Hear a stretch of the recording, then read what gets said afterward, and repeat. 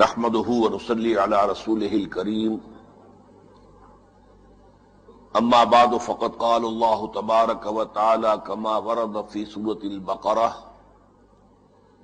اعوذ بالله من الشيطان الرجيم بسم الله الرحمن الرحيم الله لا اله الا هو الحي القيوم لا تأخذه سنة ولا نوم له ما في السماوات وما في الأرض من ذا الذي يشفع عنده إلا بإذنه يعلم ما بين أيديهم وما خلفهم ولا يحيطون بشيء من علمه إلا بما شاء وسع كرسيه السماوات والأرض ولا يؤوده حفظهما وهو العلي العظيم وقال عز وجل كما ورد في سورة الشورى ليس كمثله شيء وقال عز وجل كما ورد في سورة الكهف ولا تقولن لشيء إني فاعل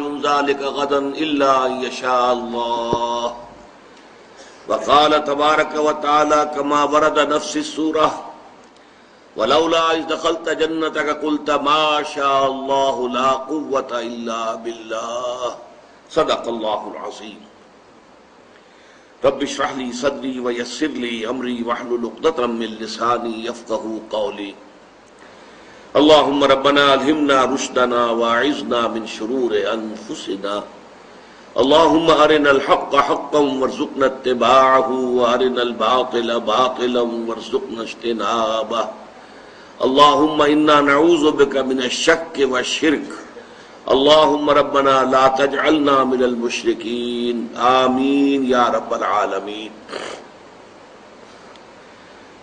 گزشتہ نشست میں آپ کو یاد ہوگا کہ شرک فی الذات کا مضمون مکمل ہو گیا تھا، اور پھر ہم نے کچھ ابتدائی گفتگو کی تھی شرک فی الصفات کے بارے میں۔ یاد ہوگا کہ میں نے یہ عرض کیا تھا کہ یہ شرک فی صفات کا مسئلہ ایسا ہے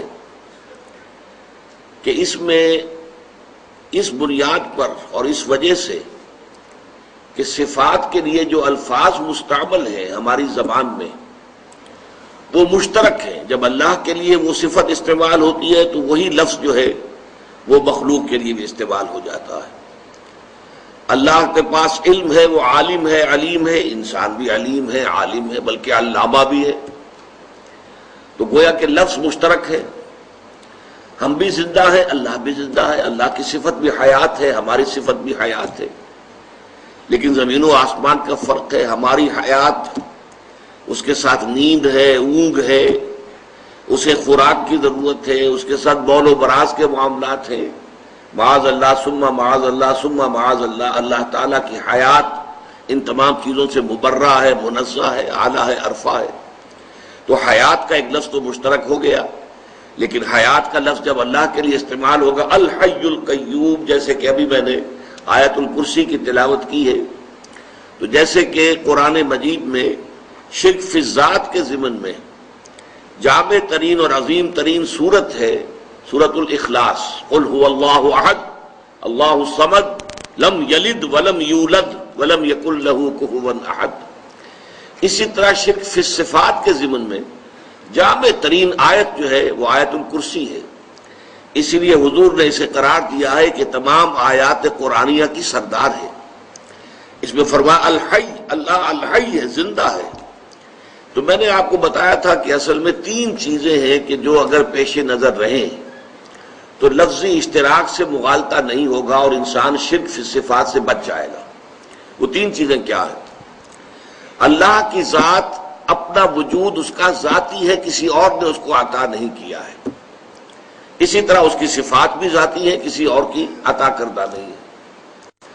مخلوقات ما سوی اللہ جو بھی ہے ان کا وجود بھی عطائی ہے، اللہ نے عطا کیا تو وجود حاصل ہوا، اور صفات بھی ساری عطائی ہیں، اللہ نے عطا کی ہے تو انہیں حاصل ہوئی، ان کی ذاتی نہیں ہے۔ اللہ کا وجود بھی قدیم ہے، صفات بھی قدیم ہے، ہمیشہ سے ہے۔ ما سوی اللہ مخلوقات ان کا وجود بھی حادث اور صفات بھی حادث۔ اللہ کا وجود بھی لا متناہی، مطلق، ایبسولوٹ، کوئی انتہا نہیں، لا محدود. اسی طرح اس کی صفات بھی لا محدود، مطلق، ایبسولوٹ. ما سوی اللہ کوئی بھی ہو، کسے باشد، جملہ مخلوقات، ان کا جو وجود ہے وہ بھی محدود ہے، لمیٹڈ ہے، اور اسی طریقے سے صفات بھی محدود ہے. تو یہ اگر تین چیزوں کے مقابلے میں ذہن میں رہے تو انسان شرک فی صفات سے بچ بھی جاتا ہے، اور پھر اسی کے حوالے سے بہت سے جو مہم مسائل ہیں، بہت اہم مسائل، وہ بھی حل ہوتے چلے جاتے ہیں. عام طور پر اللہ تعالیٰ کی ویسے تو صفات آپ کو معلوم ہے، تمام صفاتی نام 99 ہے، صفات سے ہی ہے، لیکن یہ ہے کہ ان میں سے 6 کو مانا گیا ہے کہ یہ بڑی بنیادی صفات ہے. نمبر 1 وجود، اللہ کا وجود ہے، ہمارا بھی ہے، کائنات کا بھی ہے، وہی اشتراک لفظی آپ نوٹ کریں گے. پھر وجود، اس کے بعد نمبر 2 صفت حیات، نمبر 3 علم، نمبر 4 قدرت، نمبر 5 ارادہ یا مشیت، نمبر 6 کلام. یہ اللہ تعالیٰ کی 6 بنیادی صفات ہیں. باقی ساری صفات جو ہے وہ انہی کی کرولریز ہیں، فروع ہیں. جیسے اللہ علیم ہے، سمیع ہے، بصیر ہے، خبیر ہے. اب یہ ساری کیا ہے؟ اسی علیم ہی کی در حقیقت کیفیات ہیں. سننے والا، جاننے والا، دیکھنے والا اور باخبر، تو یہ سب علیم کے اندر آ گیا. اسی طریقے سے وہ قدیر ہے، قادر ہے، وہی رافع ہے، وہی خافض ہے، وہی باسط ہے، وہی ہے در حقیقت محیی، زندہ کرنے والا، وہی ہے ممیت، موت طاری کرنے والا. اس اعتبار سے تمام جو اس کی قدرت کے مختلف پہلو ہیں وہ آپ کو رسماں میں نظر آ جائیں گے. تو یہ جو 6 صفات ہیں اللہ تعالیٰ کی کہ جو بنیادی ہیں، اب ان کے حوالے سے ہم نے ایک مسئلہ کسی قدر حل کر لیا تھا. یہ علم غیب کا مسئلہ جو ہے نبی اکرم صلی اللہ علیہ وسلم کے لیے یا کسی اور ولی اللہ کے لیے یا کسی اور نبی کے لیے یا ملائکہ کے لیے، تو پہلی بات تو یہ ہے کہ ان 3 تحدیدات کے اندر چنانچہ میں نے آپ کو بتایا تھا کہ ایک بریلوی مکتب فکر کے، اب تو خود بہت بڑے عالم ہیں وہ اپنے علاقے میں، منٹگمری میں، جو اب ساہیوال کہلاتا ہے. میں یہ بات کر رہا ہوں آج سے کوئی 40 سال پہلے کی، کہ میں نے ان سے گفتگو کی تھی. تو انہوں نے کہا کہ حضور کے علم کے بارے میں ہم 3 باتیں مانتے ہیں. اپنی انہوں نے کتابیں لا کے حوالے دیے کہ دیکھیے لکھا ہوا یہاں پر یہ ساری چیزیں، میں صرف آپ سے کہہ نہیں رہا بلکہ ہمارے ہاں جو مستند عقائد ہیں ان میں لکھا ہوا ہے. حضور کا علم ذاتی نہیں ہے، عطائی ہے.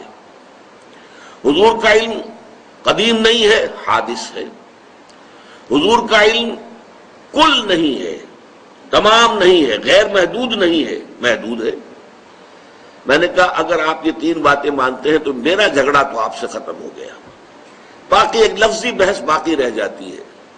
غیب کی ایک ڈیفینیشن یہ کر لی گئی ہے کہ غیب کا علم وہ ہے جو از خود حاصل ہو جائے. تو از خود تو کسی مخلوق کو کوئی علم حاصل نہیں ہوتا. فرشتوں کا قول قرآن مجید میں موجود ہے. کہا گیا کہ اچھا اب نام بتاؤ جو آدم نے بتائے ہیں، تم بتاؤ. انہوں نے کیا کہا؟ سبحانک لا علم لنا الا ما علمتنا. تو پاک ہے اور ہمیں تو کوئی علم حاصل نہیں ہے سوائے اس کے جو تو نے ہمیں سکھایا ہے. ظاہر بات ہے کہ ہمارا علم کل کا کل عطائی ہے، تیرا عطا کردہ ہے. ابھی آیت الکرسی کی جو میں نے تلاوت کی، اب اس میں دیکھیے کہ مخلوقات کا علم اور اللہ کے علم کو مقابلے میں لائے ہیں. قرآن مجید فلسفیانہ اصطلاحات اور علم کلام کی اصطلاحات میں بات نہیں کرتا، بات اپنی کر دیتا ہے واضح، لیکن سادہ الفاظ میں. فرمایا یعلم ما بین ایدیہم وما خلفہم. اللہ تعالیٰ تو جانتا ہے جو بھی کچھ تمام مخلوقات کے سامنے ہے اور جو کچھ ان کے پیچھے ہے. جو ان کے لیے غیب ہے وہ بھی جانتا ہے، جو ان کے لیے حاضر اور شاہد ہے وہ بھی جانتا ہے. وَلَا يُحِيطُونَ بِشَيْءٍ مِّنْ عِلْمِهِ إِلَّا بِمَا شَاءَ. لیکن جملہ مخلوقات اللہ تعالیٰ کے علم میں سے کسی بھی شے کا احاطہ نہیں کر سکتی سوائے اس کے جو اللہ خود چاہے. یہ ہے در حقیقت وہ باریک فرق. اگر یہ سامنے رہے تو ظاہر بات ہے کہ یہ تو اپنی ایک موٹی سی بات ہے کہ اگر علم میں اور حضور کے علم میں کوئی فرق نہ ہو تو پھر نبوت کے معنی دارت، نبوت کے معنی کیا ہوئے پھر؟ یقیناً حضور کو غیب کا علم دیا گیا، وہی مانا کہ آنے والی خبریں حضور نے دی ہیں۔ یہ تمام جو احادیث کی کتابوں میں کتاب الملاحم اور کتاب الفتن، یہ ساری پڑھیے، یہ خبریں دے رہے ہیں حضور آنے والے دور کی، مستقبل کی خبریں۔ مستقبل غیب ہوتا ہے، مستقبل جو ہے وہ شہادہ میں تو نہیں ہے، حاضر میں تو نہیں ہے، غیب ہے۔ اور ظاہر بات ہے کہ حضور نے فرشتوں کو دیکھا، حضور نے جنت کو دیکھا، حضور نے دوزخ کو دیکھا، یہ ساری چیزیں ہمارے لیے غیب ہیں۔ تو لا یظہر علی غیبہ الا من ارتضی من رسول، اللہ تعالیٰ اپنے غیب پر مطلع نہیں فرماتا سوائے اپنے رسولوں میں سے جس کو چاہے۔ جس کو چاہے جتنا علم جو ہے غیب کا عطا کرتے، یہ اللہ تعالیٰ کا اختیار مطلق ہے، لیکن ظاہر بات ہے کہ اپنے اختیار سے تو کسی بھی مخلوق کے پاس کوئی ایک شمع برابر بھی علم نہیں ہے، جو بھی علم ہے وہ اللہ تعالیٰ کا عطا کردہ ہے۔ اچھا، اب اسی میں آگے چلیے، ایک مسئلہ ہمارے ہاں وحدت الوجود وحدت الشہود کا ہے۔ اگرچہ یہ مسئلہ خالص فلسفیانہ ہے، اسے دین کا اور عقائد کا مسئلہ نہیں سمجھنا چاہیے، لیکن یہ ہے کہ وجود جو ہے مشترک ہے، اللہ کا وجود ہے، ہمارا بھی وجود ہے۔ تو جس طریقے سے ہم علم کے مقابلے میں کہیں گے کہ اللہ کے علم کے مقابلے میں مخلوق کا علم نہ ہونے کے برابر ہے، محدود ہے، عطائی ہے، اس کا دیا ہوا ہے، حادث ہے، تو نہ ہونے کے برابر۔ چنانچہ آپ میں سے بہت سے حضرات کو یاد ہوگی دعائے استخارہ، جو اس کے بارے میں آتا ہے، صحابہ کرام بتاتے ہیں کہ ہمیں اس طرح حضور نے یہ دعا تلقین فرمائی اور یاد کرائی جیسے کہ قرآن مجید ہمیں پڑھایا اور یاد کرایا۔ اللہم انی استخیرک بعلمک واستقدرک بقدرتک واسألک من فضلک العظیم فإنک تقدر ولا اقدر وتعلم ولا اعلم وانت علام الغیوب۔ اے اللہ، تجھے قدرت حاصل ہے، مجھے کوئی قدرت حاصل نہیں، تجھے علم حاصل ہے، مجھے کوئی علم حاصل نہیں۔ ظاہر بات ہے کہ اس کے یہ معنی تو نہیں ہے کہ کوئی علم حاصل نہیں، نفی مطلق کیسے ہو جائے گی؟ آخر حضور کو بہت سا علم حاصل تھا، ہمیں بھی کچھ نہ کچھ علم حاصل ہوتا ہے۔ تو لا علم لنا، اور یہاں جو فرمایا فإنک تقدر ولا اقدر ولا تعلم ولا اعلم، وہ تعلم ولا اعلم، تو جانتا میں نہیں جانتا، وہ اس اعتبار سے کہ ہمارا علم اللہ کے علم کے مقابلے میں نہ ہونے کے برابر ہے، جس کے بارے میں ایک حدیث میں یہ تشریح دی گئی ہے کہ تم اپنے علم کا اور اللہ تعالیٰ کے علم سے تقابل کرنا چاہو تو یوں سمجھو کہ سمندر کے کنارے کھڑے ہو کر ایک انگلی پانی میں ڈبو کر نکال لو تو جتنا پانی تمہاری انگلی پہ لگ کر آ جائے گا، اس پانی کو جو تناسب ہے سمندر کے پانی کے ساتھ، وہ تناسب بھی تمہارے علم کو حاصل نہیں، اللہ کے علم کے ساتھ۔ یہ ہے زمین و آسمان کا فرق ہے۔ تو گویا کہ ہمارا وجود اللہ تعالیٰ کے وجود کے مقابلے میں گویا وہمی ہے، خیالی ہے، حقیقی نہیں ہے، واقعی نہیں ہے۔ یہ وحدت الوجود جو ہے کہ لا معبود الا اللہ، لا مقصود الا اللہ، لا مطلوب الا اللہ، لا محبوب الا اللہ، اب اس میں ایک اوپر درجہ اور ہے، لا موجود الا اللہ، اللہ کے سوا کوئی موجود نہیں، یعنی وجود حقیقی صرف اللہ کا ہے۔ باقی جو ہمیں وجود نظر آ رہا ہے، نظر تو آ رہا ہے نہیں، اس کی کوئی حقیقت نہیں ہے، یہ سراب ہے۔ جیسے پانی نظر آتا ہے، اسے آپ دیکھتے ہیں شاید پانی ہے، پانی تو وہاں نہیں ہے، سراب ہے وہ تو۔ لہذا اس کے لیے جو شعر کہے گئے، کل ما فی الکون وہم او خیال اور رکوس فی المرایا اور ظلال، اس کائنات میں جو کچھ ہے یا تو وہم ہے ہمارا یا خیال ہے ہمارا، اور یا یہ کہ جیسے شیشوں میں آئینوں کے اندر عکس نظر آتے ہیں، آپ آئینے کے سامنے کھڑے ہیں اور ادھر بھی نظر آ رہے ہیں، آپ کا کوئی وجود آئینے کے پیچھے نہیں ہے، نظر تو آ رہے ہیں کہ نہیں؟ تو اگرچہ آپ دیکھ رہے ہیں لیکن آپ کا وجود کوئی نہیں ہے۔ تو جیسے کہ آئینے کے اندر تصویریں بن جاتی ہیں اور عکس نظر آتا ہے، یا یہ کہ درخت کا سایہ جو ہے زمین پر پڑ رہا ہے، ظلال ظل، تو اس سے زیادہ حقیقت اس کائنات کی نہیں۔ اب یہ اس میں دو ہمارے جو بہت بڑے بڑے بزرگ ہیں جن کا اختلاف ہے، وحدت الوجود شیخ ابن عربی اور وحدت الشہود شیخ احمد سرہندی۔ معاملہ چونکہ بہت باریک ہے، میں اس کی تفاصیل میں نہیں جاؤں گا، میں نے اس پر اپنا موقف جو ہے بہت تفصیل سے سورہ حدید کا جب درس پچھلی مرتبہ میں نے دیا تھا تو اس میں تفصیل سے بیان کر دیا ہے، اب اتنا موقع نہیں ہے۔ لیکن دیکھیے شیخ احمد سرہندی رحمۃ اللہ علیہ ایک مثال دیتے ہیں، حالانکہ وہ وحدت الشہود کے قائل ہے، وحدت الوجود کے قائل نہیں ہے، وحدت الوجود کی تو سب سے شدید نفی انہوں نے کی ہے، اور وحدت الوجود ہی کے جواب میں انہوں نے وحدت الشہود کا فلسفہ جو ہے وہ پیش فرمایا ہے۔ لیکن مثال ان کی کیا ہے کہ اگر آپ کوئی ایک لکڑی لے کر اور اس کے ایک سرے کے اوپر کپڑا باندھ دیں اور اس پہ تیل ڈال دیں، مٹی کا تیل، اور پھر آگ لگا دیں تو مشعل آپ کے پاس آ گئی۔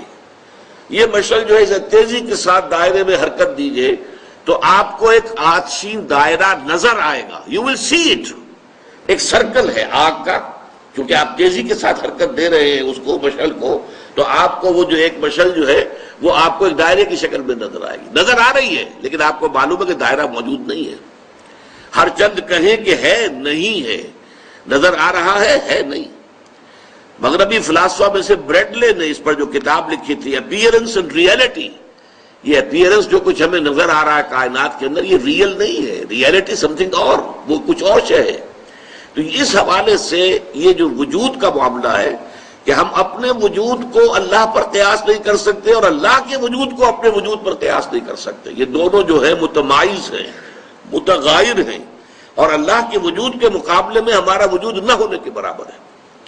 البتہ اس وحدت الشہود یا وحدت الوجود کی جو عامیانہ تشریح کی جاتی ہے عمومی سطح پر عام لوگوں کے اندر، وہاں یقیناً خطرے پیدا ہو جاتے ہیں، اور وہاں پینتھیزم کے ساتھ، ہماوست کے ساتھ اس کی ایک مشابہت پیدا ہو جاتی ہے۔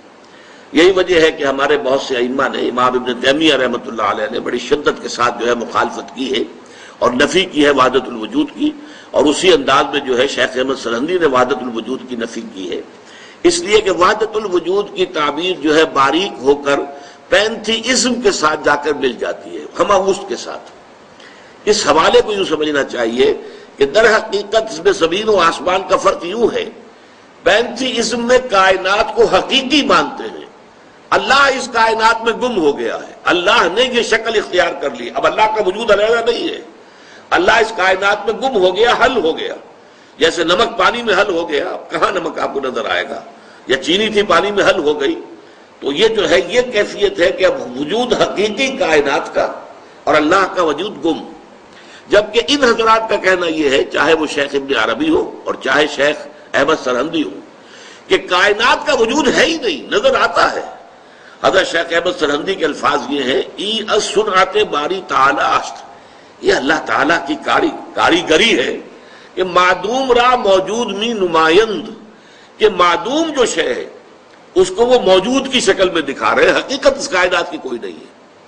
بس میں اس پر اس سے زیادہ آگے نہیں بڑھنا چاہتا، لیکن یہ مسئلہ بہت باریک، بہت ٹیڑھا ہے، لیکن میں نے صرف اس لیے ذکر کر دیا کہ ہمارے ہاں اس چیز میں فرق کو نہ جاننے کی وجہ سے بہت سے حضرات کو، ہمارے بہت سے جو بزرگ ہیں اسلاف، ان سے سوء ظن ہو گیا ہے۔ نوٹ یہ کرنا چاہیے، پینتھیزم اور ہے، پینتھیزم ہماوست، کہ اللہ ہی نے اس کائنات کی شکل اختیار کر لی ہے، کائنات حقیقی ہے، اللہ کا وجود اس میں غائب ہو گیا ہے۔ لیکن وحدت الوجود کے در حقیقت یہ نہیں ہے، اس میں زمین و آسمان کا فرق ہے، وجود حقیقی صرف اللہ کا ہے، باقی جو نظر آ رہا ہے یہ غیر حقیقی ہے، اعتباری ہے، اس کی جو ہے آربیٹریری قسم کی ایگزسٹنس ہے، اس کی کوئی حقیقت نہیں ہے۔ یہ ہے ان کا، اب کوئی اس کو مانے یا نہ مانے، اختلاف کرے، اختلاف کرنے کا حق ہے۔ ایک مرتبہ مولانا داؤد غزنوی رحمۃ اللہ علیہ نے بہت عمدگی کے ساتھ تقریر کی تھی اسی سائیوال کی مسجد میں۔ انہوں نے کہا تھا کہ ہمارے بعض نوجوان جو ہے بڑی بے ادبی کے ساتھ نام لے لیتے ہیں بعض بزرگوں کے، تو یہ ٹھیک نہیں ہے، ہم اختلاف کریں، لیکن اختلاف اس طور سے کریں جیسے حضرت شیخ احمد سرہندی رحمۃ اللہ علیہ نے حضرت شیخ ابن عربی رحمۃ اللہ علیہ سے کیا۔ کوئی اہل حدیث ابن عربی کے ساتھ یہ الفاظ استعمال نہیں کر سکتا، حضرت شیخ ابن عربی رحمۃ اللہ علیہ، لیکن میں نے یہ الفاظ اپنے کانوں سے سنے، اور مسجد، جامع مسجد تھی منٹگومری کی، اس میں انہوں نے واز کہتے ہوئے الفاظ کہے انہوں نے حضرت شیخ ابن عربی سے، اور پھر انہوں نے کوٹ کیا کہ شیخ احمد سرہندی یہ لکھتے ہیں کہ من ذل بردار خان ایشانم، میں تو شیخ ابن عربی کے دسترخوان کے جھوٹے ٹکڑے کھانے والوں میں سے ہوں۔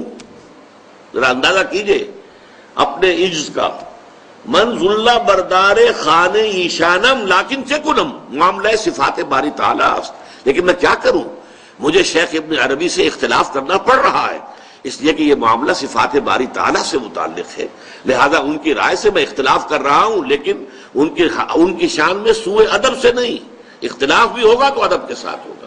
بس یہ میں چاہتا ہوں کہ اختلاف کتنا بھی ہو، لیکن یہ ہے کہ ان بزرگوں سے، اس لیے کہ ہمارے ہاں تقریباً تمام صوفیہ وحدت الوجود کے قائل ہیں۔ شاہ ولی اللہ دہلوی بہت بڑے محدث، اور ان کا کہنا یہ ہے کہ ان دونوں کے مابین وحدت الوجود اور وحدت الشعور کے درمیان باریک سا تعبیر کا فرق ہے۔ چنانچہ انہوں نے ایک تیسری اصطلاح ایجاد کی، توحید وجودی، وجود میں توحید۔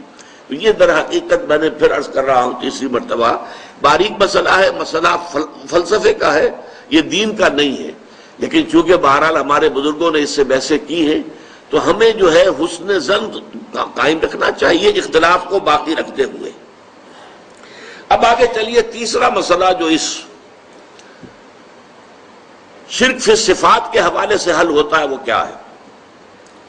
جیسے کہ ابھی تک ہم نے صفات کی بات کی ہے، انسانوں کی صفات، فرشتوں کی صفات، ملائکہ کی صفات، انبیاء اولیاء اللہ کی صفات، لیکن ایک صفات وہ ہیں جنہیں ہم پڑھتے ہیں سائنس میں، پراپرٹیز آف دی میٹر۔ فلاں چیز کی یہ خاصیت ہے، فلاں چیز میں یہ صفت ہے، فلاں چیز کے اندر یہ تاثیر ہے، فلاں چیز میں یہ پڑھتے ہیں کہ نہیں پڑھتے؟ ساری کیمسٹری، فزکس وغیرہ اسی پر چلتی ہے نا۔ تو ہمارے ذہن میں جدید جو سائنس ہے اس نے یہ بات بٹھا دی ہے کہ properties of the matter are permanent, وہ اس سے جدا نہیں ہو سکتی، جبکہ اصل توحید فی صفات کا تقاضا کیا ہوگا؟ یہ پراپرٹیز، یہ تاثیرات، یہ صفات، یہ خواص اللہ نے عطا کیے ہیں، ذاتی نہیں ہیں، اور جب تک چاہے گا اللہ یہ صفات ظاہر ہوں گی، جب نہیں چاہے گا صفت ظاہر نہیں ہوگی۔ یہ ہے در حقیقت یہ توحید فی صفات کا تقاضا کہ میٹیریلزم جو ہے ایک فلسفے کی حیثیت سے، ایک ایٹیٹیوڈ آف مائنڈ کی حیثیت سے، میٹیریلزم سے انسان جو ہے نجات حاصل کرے۔ اب مثال کے طور پر اس کا کتنا بڑا جو ہے ہمارے بڑے بڑے جو ہے شخصیتیں اس کے شکار ہو گئی۔ سر سید احمد خان شکار ہوئے جنہوں نے کہ معجزات کا انکار کر دیا۔ کیسے ہو سکتا ہے؟ پانی کی یہ پراپرٹی ہے، واٹر کیپس اٹس سرفیس، پانی اپنی سطح برقرار رکھتا ہے۔ کیسے ہو سکتا ہے کہ ایک عصا پڑے پانی کے اوپر سمندر پر، سمندر پھٹ جائے؟ انہونی بات ہے، نہیں ہو سکتی۔ یہ سر سید احمد خان کا موقف ہے۔ انہوں نے کہا یہ ہواؤں کا معاملہ تھا، ایک دفعہ بڑی تیز ہوا چلی، وہ سمندر کو ایک طرف لے گئی، پھر بعد میں وہ ہوا بند ہو گئی، سمندر واپس آ گیا۔ لیکن قرآن مجید یہ کہتا ہے فَانْفَلَقَ الْبَحْرُ فَكَانَ كُلُّ فِرْقٍ كَالطَّوْدِ الْعَظِيمِ، سمندر پھٹ گیا اور اس کا ہر حصہ جو ہے چٹان کے مانند کھڑا ہو گیا۔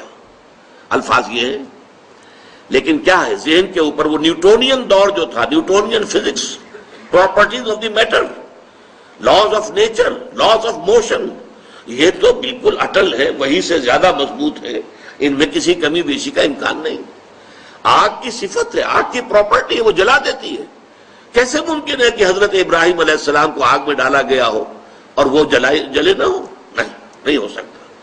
یہ سارا معجزات، اسی کو نیچریت کہتے تھے ایک زمانے میں، جب سر سید کا یہ فکر جو ہے عام ہونا شروع ہوا، اور اس نے پھر اور بہت انڈے بچے دیے ہیں بہت سے لوگوں میں۔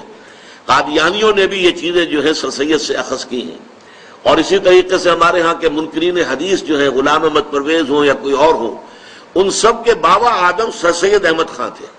یہ نوٹ کر لیجئے کہ سر سید احمد خان مرحوم، ان کی شخصیت کے دو پہلو تھے۔ ایک پہلو بہت عمدہ تھا، مسلمانوں کے ہمدرد، بہی خواہ، مسلمانوں کے لیے ان کے خیر خواہ، ان کے لیے بہتری سوچنے والے۔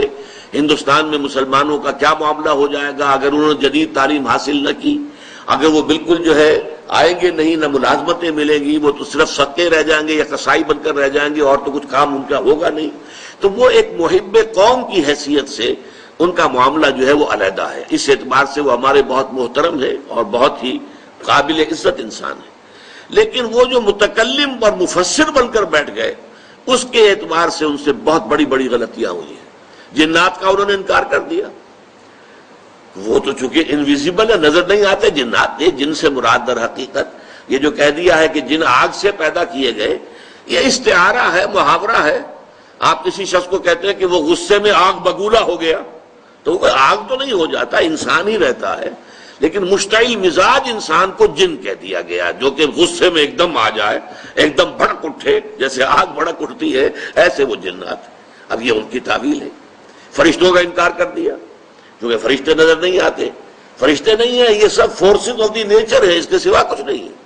فورسز آف دی گریوٹی ایک فورس آف دی نیچر ہے، اس کو ایک فرشتہ قرار دے دیا گیا۔ یہ ساری چیزیں کہاں سے پیدا ہوئی ہیں؟ اگرچہ آج وہ میٹیریلزم ختم ہو چکا ہے، فزکس کی دنیا سے بھی جب سے کہ دوسرا دور آیا ہے، آئنسٹائن کا دور آیا، ریلیٹیوٹی کا دور آیا، اس وقت سے یہ سارا معاملہ جو ہے بدل کر رہ گیا ہے۔ اب وہ نہیں ہے صورت، اب تو میٹر جو ہے، پہلے جب ہم پڑھتے تھے تو میٹر واز انڈسٹرکٹیبل، میٹر ختم ہو ہی نہیں سکتا، اور اب ہمیں معلوم ہے میٹر انرجی کے اندر تبدیل ہو جاتا ہے، میٹر کا وجود ختم ہو جاتا ہے، تحلیل ہو جاتا ہے، وہ انرجی بن گئی۔ پہلے یہ انرجی اور میٹر یہ علیحدہ کیٹیگریز تھی سائنس کی، آج یہ ایک ہی ہے، انٹر کنورٹیبل ہے۔ تو اس اعتبار سے وہ جو نیوٹونین دور تھا فزکس کا، اس کے جو اثرات تھے ہمارے مفسرین پر، ہمارے علماء پر، اس میں معجزات کے انکار والی بات بھی آئی ہے۔ اسی مادے کی صلاحیتوں پر اعتماد اور توکل کرنا سے مادہ پرستی، عملی شرک کی ایک خفی شرک کی شکل پیدا ہوتی ہے کہ ہمارا جو ہے اپنی ذہانت، اپنی فطانت، اپنے علم اور ان چیزوں پر اور مادی اسباب و وسائل کے اوپر اعتماد اور زوم ہو جانا، یہ کام میں کل ضرور کر دوں گا، کیوں؟ مجھے معلوم ہے میرے پاس سارے وسائل اور ذرائع موجود ہیں، کل صبح مجھے ضرور جانا ہے، مجھے اسلام آباد جانا ہے، اور ظاہر بات ہے کہ میں نے ساری تیاری کر لی ہے، گاڑی کی جو ہے وہ سروس کروا لی ہے، اس میں پیٹرول کا جو ٹینک ہے وہ فل کرا لیا ہے، سب کچھ ہو گیا ہے، تو اب کوئی رکاوٹ نہیں ہے، صبح اٹھوں گا چل دوں گا، کیونکہ مادے پر پورا اعتماد ہے، مادی وسائل و اسباب پر پورا اعتماد ہے، پورا توکل ہے کہ یہ ساری چیزیں جو ہے موجود ہیں، تو ظاہر بات ہے کہ پھر میرے جانے میں کیا رکاوٹ آئے گی۔ لیکن اسی بات کو قرآن مجید میں سختی سے روک دیا گیا، وَلَا تَقُولَنَّ لِشَيْءٍ إِنِّي فَاعِلٌ ذَلِكَ غَدًا إِلَّا أَن يَشَاءَ اللَّهُ، ہرگز کبھی یہ نہ کہنا کہ یہ کام میں کل ضرور کر دوں گا، مگر اس استثناء کے ساتھ اگر اللہ نے چاہا، چاہے سارے وسائل ہیں، سارے اسباب ہیں، سب کچھ موجود ہے، لیکن اس کام کے ہونے کا دار و مدار اللہ کے اذن پر ہے۔ اسی لیے لا قوت الا باللہ، اسی سورہ کہف کے اندر جہاں یہ آیت آئی ہے وَلَا تَقُولَنَّ لِشَيْءٍ إِنِّي فَاعِلٌ ذَلِكَ غَدًا إِلَّا أَن يَشَاءَ اللَّهُ، وہیں پر یہ بھی آیا ہے، دو اشخاص کا جو ہے وہاں پر مکالمہ آیا ہے 5ویں رکوع میں، ان میں سے ایک مال مست تھا، ایک خدا مست تھا، خدا مست درویش اور ایک مال مست سرمایہ دار، ان دونوں کا مکالمہ آیا، تفصیل میں جانے کا موقع نہیں ہے۔ اس میں یہ ہے کہ وہ شخص کے 2 باغ تھے بڑے عمدہ، اس نے سارا بندوبست کیا ہوا تھا، اریگیشن کا پورا نظام تھا، انہوں نے کہا یہ میرا باغ کیسے ختم ہو سکتا ہے، ما ظن ان تبید ھذہ ابدا، کیا تم مجھ سے کہہ رہے ہو کہ اللہ کا شکر ادا کرو، اللہ کا حق ادا کیا کرو، دیکھو یہ چیزیں اللہ نے تمہیں دی ہیں، ایسا نہ ہو کہ اللہ چھین لے، یہ ما ظن ان تبید ھذہ ابدا، یہ تو میں نہیں سمجھتا کہ یہ جو میرا باغ ہے کبھی اجڑ بھی سکتا ہے، کبھی برباد بھی ہو سکتا ہے، میں نے سارے اسباب اس کے لیے تیار کر رکھے۔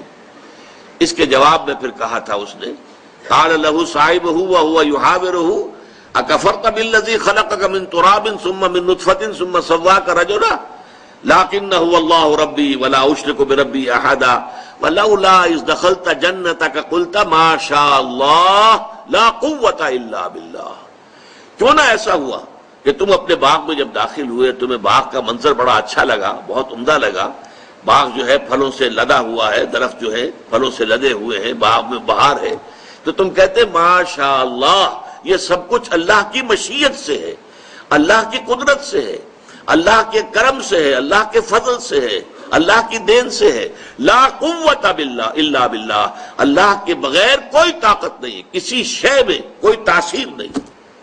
چنانچہ یہی بات شیخ عبد القادر جیلانی رحمۃ اللہ علیہ، انہوں نے جو اپنے بچے کو وصیتیں کی تھی، جیسے کہ ہم نے پچھلے درس میں حضرت لقمان کی نصیحتیں جو انہوں نے اپنے بیٹے کو کی تھی وہ پڑھی ہیں، تو وصایا جو ہے شیخ عبد القادر جیلانی رحمۃ اللہ علیہ کی، ان میں ایک جملہ یہ بھی ہے کہ میرے بچے اس حقیقت کو ذہن نشین کر لے، لا فاعل فی الحقیقت ولا مؤثر الا اللہ، حقیقت میں کوئی مؤثر، کوئی فاعل اللہ کے سوا ہے ہی نہیں. تاثیر کسی شے میں نہیں ہوگی اگر اللہ نہیں چاہے گا. یہاں تک آتا ہے کہ ہر لقمہ جو تمہارے حلق سے نیچے اترتا ہے اللہ سے اذن کا طالب ہوتا ہے کہ میں اس شخص کے حق میں غذا کا کام دوں یا زہر بن کر لڑ جاؤ اسے. یہ اللہ تعالیٰ کے اذن کے بغیر نہیں ہوتا. اس کائنات کا پورا نظام اس کے چلائے چل رہا ہے. وہی ہے در حقیقت یدبر الامر من السماء الى الارض.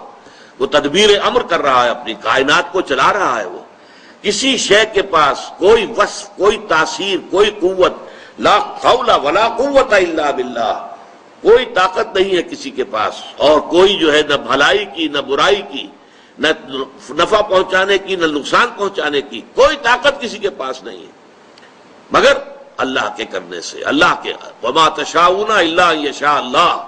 تمہارے چاہے کچھ نہیں ہو سکتا جب تک کہ اللہ نہ چاہے. تم لاکھ چاہو، تمہارے لاکھ جو ہے وہ منصوبے ہوں، تم نے پورا اس کے لیے اہتمام بھی کیا ہو، لیکن یہ ہے کہ جب تک کہ اللہ تعالیٰ کا اذن نہیں ہوگا وہ نہیں ہو سکتا. یہ سمجھ لیجئے کہ مادہ پرستی اس دور کا بہت بڑا شرک ہے. میں نے ابتدا میں عرض کیا تھا کہ یہ شرک جو ہے ہر دور میں نئے بھیس میں آتا ہے، نئی شکل میں آتا ہے. اصل جرم جو ہے ہمیشہ سے، اصل گناہ وہ تو ہے، اس کی جڑ بنیاد شرک ہے. لیکن شرک نے ہر دور میں شکلیں بدلی ہیں، صورتیں تبدیل کی ہیں، اور اس کی صلاحیت ہونی چاہیے کہ آپ اپنے دور کے شرک کو پہچان سکیں. ورنہ یہ ہو سکتا ہے کہ آپ پچھلے دور کے ہمارے علماء نے اپنے اپنے زمانے میں شرک کی حقیقتوں کو بیان کر دیا کھول کر. اب ہم ان تمام چیزوں سے تو بچ گئے ہیں کہ جو چیزیں ہمارے اسلاف نے بیان کر دی کہ یہ بھی شرک ہے، یہ بھی شرک ہے، یہ بھی شرک ہے. لیکن جو ہمارے دور میں نیا شرک ایجاد ہو گیا ہے اس کا ہمیں ہوش ہی نہیں، اس کی ہمیں خبر ہی نہیں. تو اس دور میں مادہ پرستی، میٹر کو خدا بنا لیا گیا ہے. Properties of the matter are permanent, immutable, اور میٹر از انڈسٹرکٹیبل. یہ الحی ہے، اس کی حیات گویا کہ دائمی ہے، دوامی ہے، ہمیشہ ہمیشہ رہنے والی ہے. وہ ساری صفات جو ہے باری تعالیٰ کی وہ ہم نے در حقیقت میٹر کو ودیت کر دی. تو بس میں اس قدر عرض کرنا چاہتا تھا یہ جو شرک فی صفات کے بارے میں. اب آئیے تیسرا اور عملی شرک جو ہے، جو میں نے شروع میں آپ کو بتایا تھا کہ شرک کی تقسیمیں کس کس اعتبار سے ہوتی ہیں. شرک خفی، شرک جلی، ایک تقسیم یہ ہو گئی. ایک شرک وہ ہے جو صاف نظر آ رہا ہے، ایک شرک وہ ہے کہ جو نظر نہیں آ رہا. شرک خفی، شرک جلی. ایک ہے شرک فی العقیدہ، ایک ہے شرک فی العمل، عمل میں شرک اور عقیدے میں شرک. اور پھر یہ ہے کہ شرک فی الذات، شرک فی الصفات اور شرک فی الحقوق. تو ہم نے شرک فی الذات کے بارے میں گفتگو کی، شرک فی الصفات کے بارے میں کی. اب شرک فی الحقوق، اللہ تعالیٰ کا حق کیا ہے. ویسے تو یہ کہ آپ گننے بیٹھیں گے، نماز پڑھو، روزہ رکھو، اللہ کا حکم ہے، اللہ کا حق ہے، یہ حقوق اللہ میں سے ہے. اپنے مال میں سے زکوٰۃ ادا کرو، یہ اللہ تعالیٰ کا حق ہے، اس کو ادا کرو. تو یوں تو بہت سے، اللہ کی راہ میں جہاد کرو، اللہ کے کلمے کی سربلندی کے لیے جد و جہد کرو، محنت کرو، کوششیں کرو، جان کھپاؤ، مال صرف کرو. انفقوا فی سبیل اللہ، جاہدوا فی سبیل اللہ، یہ سارے کیا ہیں؟ اللہ کے حقوق ہیں. لیکن یہ کہ جیسے ایک کہاوت ہوتی ہے کہ ہاتھی کے پاؤں میں سب کے پاؤں، ایک لفظ عبادت کور کرتا ہے تمام حقوق کو. اس لیے کہ قرآن مجید یہ کہتا ہے، سورہ ذاریات میں یہ آیت آپ نے سنی ہوگی بارہا، وَمَا خَلَقْتُ الْجِنَّ وَالْإِنسَ إِلَّا لِيَعْبُدُونَ. میں نے جنوں اور انسانوں کو پیدا ہی صرف اس لیے کیا ہے کہ میری عبادت کریں. سورہ ہود کے شروع میں آتا ہے، الف لام را کتاب احکمت آیاتہ ثم فصلت من لدن حکیم خبیر اللہ تعبدوا الا اللہ اننی لکم منہ نذیر و بشیر.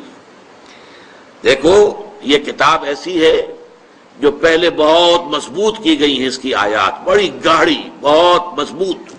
پھر ان کی تفصیل بیان کی گئی ہے اس ہستی کی طرف سے کہ جو حکیم اور خبیر ہے. اور یہ کیا پیغام لے کر آئی ہے؟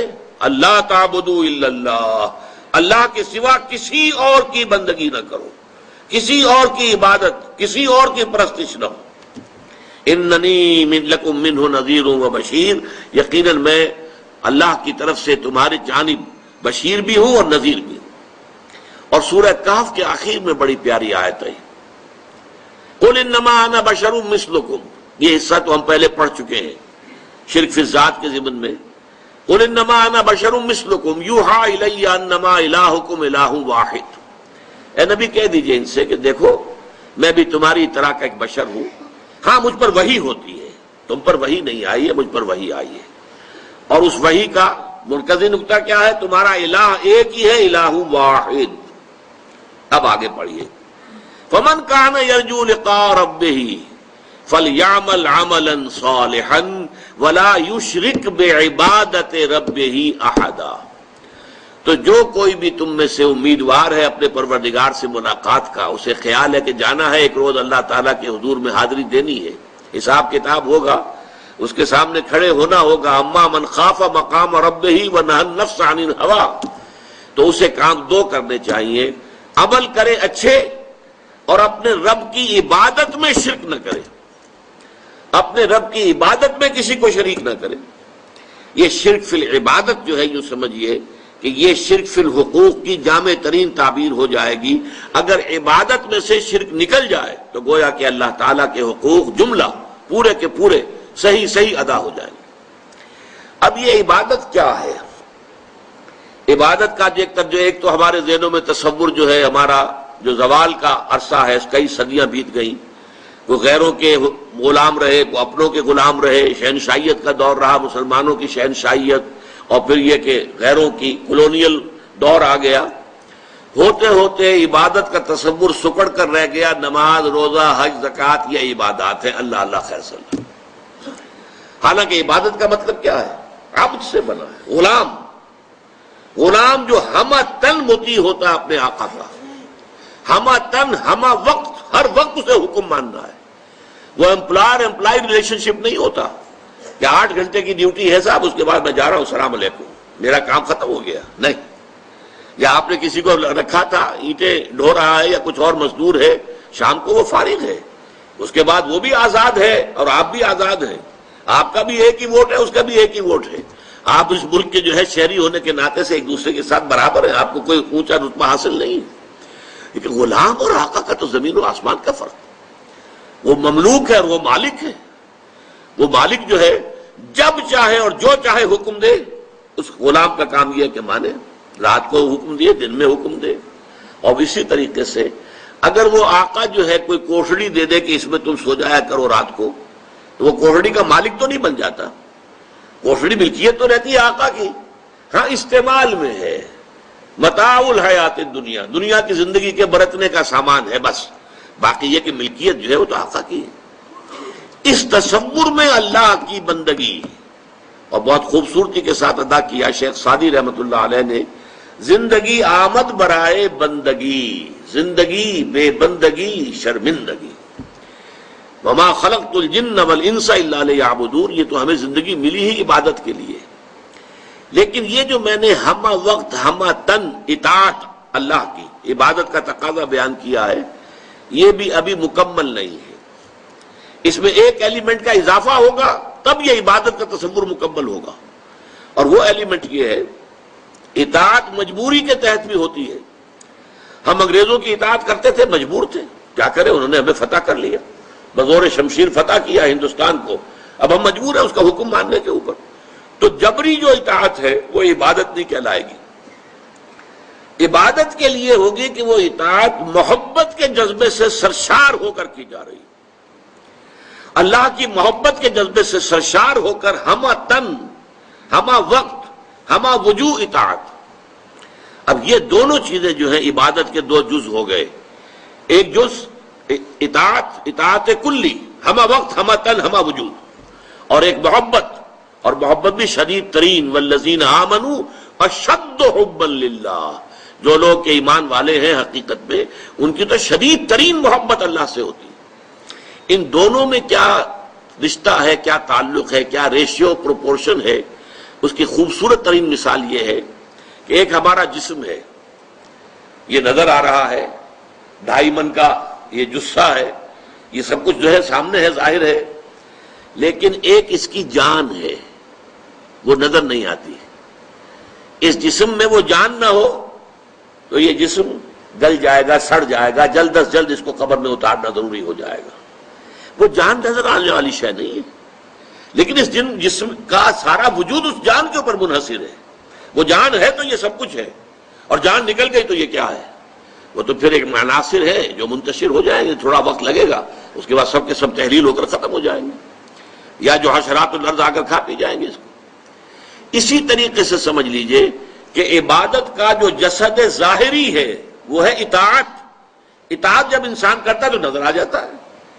آپ نے اللہ تعالیٰ کے حکم کے مطابق نماز پڑھی، نظر آ گیا آپ نے نماز پڑھی ہے. آپ نے اللہ تعالیٰ کے حکم کے مطابق روزہ رکھا ہے، سب کو معلوم ہو گیا کہ انہوں نے روزہ رکھا ہے. اطاعت نظر آتی ہے، لیکن اس محبت کا معاملہ کیا ہے وہ نظر نہیں آتی، وہ اندر کی شے ہے. لیکن اگر وہ محبت نہیں ہے تو یہ جسد ہے ایسے جسد کے مانند جس میں جان نہیں ہے. اطاعت جو ہے عبادت تب بنے گی جبکہ اس کے اندر محبت کی شیرینی، محبت کی حلاوت شامل ہو جائے. اللہ تعالیٰ کی محبت جو ہے وہ اس کے اندر رواں ہو، جاری و ساری ہو، سرایت کر جائے پورے وجود کے اندر، تب وہ عبادت بنے گی. اس کو بہت خوبصورتی کے ساتھ امام ابن تیمیہ کے شاگرد رشید حافظ ابن قیم نے بیان کیا ہے کہ العبادت تجمع اصلین، عبادت دو چیزوں کو، دو بنیادی چیزوں کو جمع کرنے سے وجود میں آتی ہے. وہ دو چیزیں کیا ہیں؟ غایت الحب مع غایت الذل والخضوع، حد درجے کی محبت اللہ کے ساتھ، حد درجے کی محبت، اور حد درجے میں اللہ کے سامنے اپنے آپ کو جھکا دینا، بچھا دینا، اپنے عجز اور تذلل، عاجزی، اطاعت گزاری، اطاعت شعاری، اس میں بھی انتہا کو پہنچ جانا.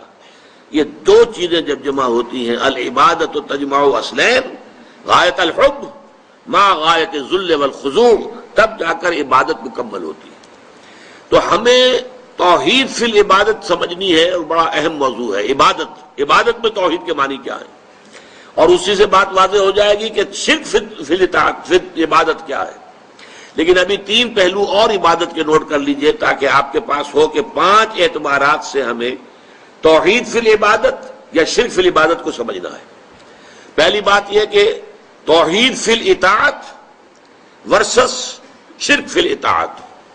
ایک طرف توحید فی الاطاعت کیا ہے، اس کے تقاضے کیا ہیں، اور برعکس اس کے شرک فی الاطاعت کیا ہے. توحید فی المحبت، اس کا تقاضا کیا ہے، شرک فی المحبت، اس کا تقاضا کیا ہے، اس کا مفہوم کیا ہے. اس کے علاوہ کچھ مراسم عبودیت ہوتے ہیں، اللہ کے سامنے اپنی عاجزی کا اظہار، ہاتھ باندھ کر کھڑا ہو جانا، رکوع کرنا، سجدہ کرنا، جیسے سورج سجدہ کیا جاتا ہے، درختوں کو، بتوں کو. یہ سب کیا ہے؟ یہ اپنے اظہار عجز و تذلل جو ہے وہ اس ہستی کے سامنے کہ جس کو وہ معبود سمجھ رہے. تو یہ گویا کہ مراسم عبودیت کہلائیں گے. اور نمبر 4 دعا کے بارے میں کہا گیا ہے الدعاء مخ العبادہ، الدعاء هو العبادہ. اب اس میں ہمیں دیکھنا ہوگا کہ توحید فی الدعاء سے مراد کیا ہے اور شرک فی الدعاء کیا ہے. اور آخری چیز، عبادت کے اللہ کی جناب میں قبول ہونے کی شرط لازم ہے اخلاص، اور اخلاص کی ضد ہے ریا اور سمعہ. کوئی کام کرنا عبادت کا، نیکی کا، لوگوں کو دکھانے کے لیے، اپنے تقوی کی دھونس جمانے کے لیے، تو یہ گویا کہ شرک کی پھر وہ بدترین صورت ہو جائے گی جس میں اخلاص کی نفی ہو جاتی ہے. ان 5 عنوانات کے تحت انشاءاللہ اگلی نشست میں ہم توحید فی العبادت اور شرک فی العبادت کو سمجھنے کی کوشش کریں گے. اقول قولی ھذا واستغفر اللہ لی ولکم ولسائر المسلمین والمسلمات.